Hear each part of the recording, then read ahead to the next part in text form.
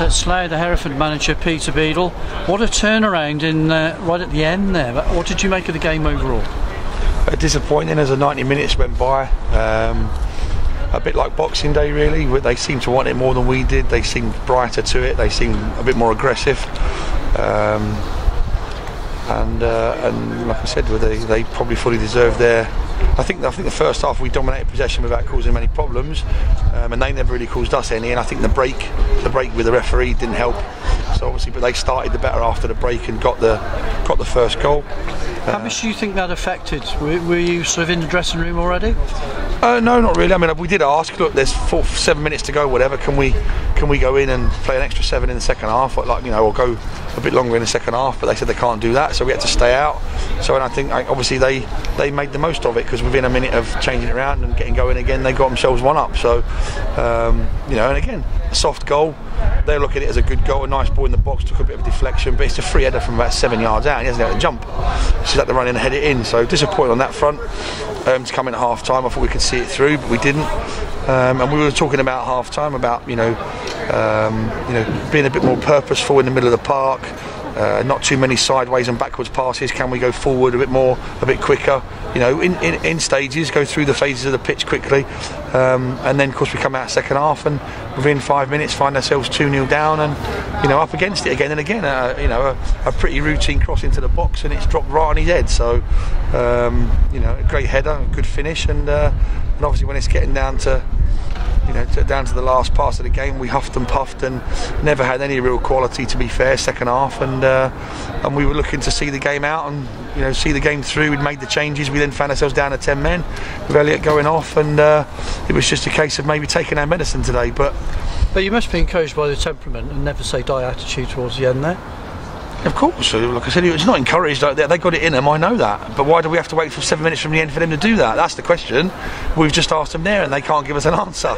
So, like I said, it's very rare I talk negatively about the players because of what they've achieved up to now and what they've achieved again today. And I'm not being negative. The performance wasn't good enough. We were second to the ball in lots of areas of the pitch. We didn't do we didn't play the game, or we didn't try to dictate the game the way we want to dictate it. So we were second best today, and there haven't been many times that's happened.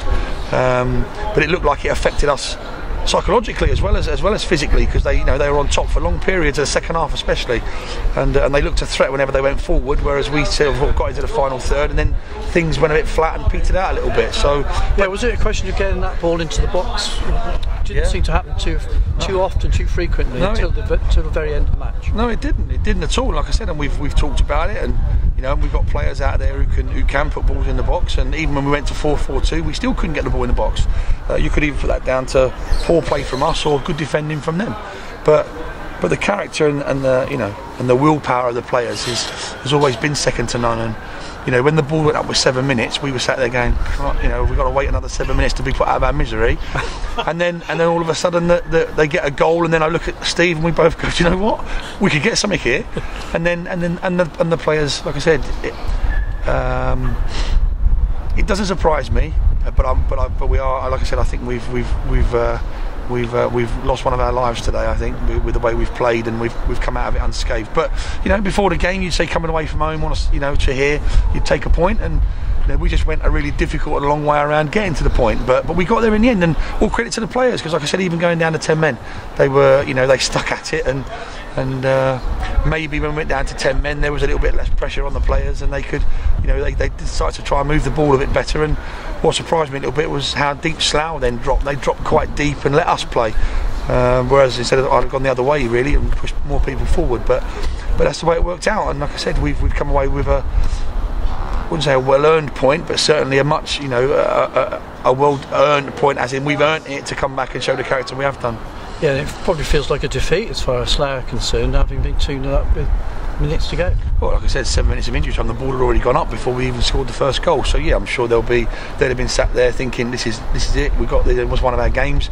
We got 3 points on the board, and we can look forward to whatever they got on Tuesday now. But I think they got Kings in. I think Tuesday. I think they've got so another tough game for them coming up, and we've got another tough one ourselves. But like I said, we're thankful that the players have shown the character they have done again. and come back and got something out of the game. And quickly on the injury front, two central defenders coming off. What's happened out there today? Yeah, well, like I said, I think we made a paper mache. I think at the moment, some of our players. Elliott's hamstring. He felt his hamstring in the corner, so again we'll have to assess that. But I don't think he'll be right for Tuesday. Jack's got a nasty sort of, it's bigger than a golf ball actually on his forehead, so he's got a nice big lump on his forehead. And Dan felt his knee again on this AstroTurf. I think probably similar to the first time he did it in the first game at St Neots. So he felt his knee a little bit, and then obviously had a little bit of a wobble there. And we don't need to take any chances. We just had to get him off. So like I said, so we've taken him off. So we'll wait and see. Hopefully Dara, his paperwork will go through beginning of next week, and he'll be over his cold. He wouldn't have been able to play today anyway because he's really suffering with his cold, as is Billy Murphy. So hopefully they'll be both available for Tuesday, and then we'll see how everybody else is sort of over the next 24 hours. And you can confirm that Dara is signed to the end of the season? He hasn't yet, but we've had discussions and it's been verbally agreed. We're just waiting for the paperwork to be done, so hopefully that'll be done on Monday. Thanks very much. Okay. Brilliant.